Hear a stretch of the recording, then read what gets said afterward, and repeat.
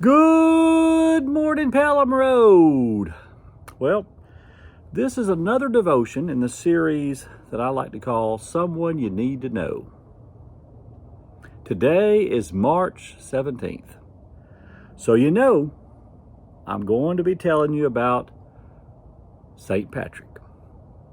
Patrick was born in Britain in 389, the son of a deacon, Calpurnius. At the age of 16, raiders kidnapped him and sold him into slavery into Ireland.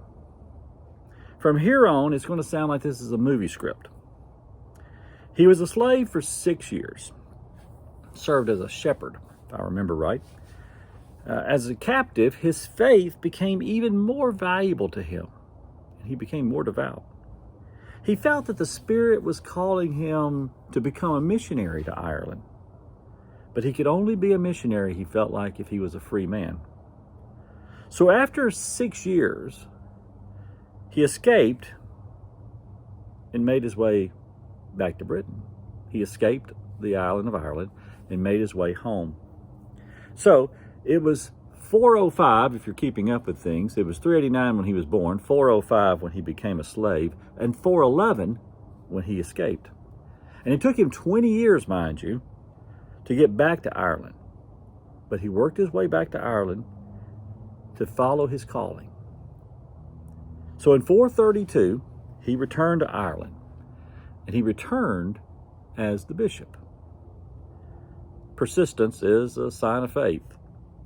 Patrick served Ireland until his death 30 years later. Now, Patrick was not well educated,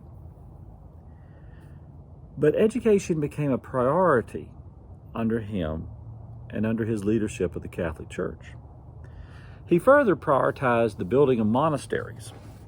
The monastic life became a model of Christianity in Ireland. Now, this did not mean that everyone became monks. No. Instead, it means the simplicity of the monastic life became the model. That's what they modeled, not becoming a monk, but the simplicity of the monastic life. Prayer, humility, work. That became the way of the Catholic Church in Ireland. Unlike many other Catholic settlements, the Irish did not have ornate buildings.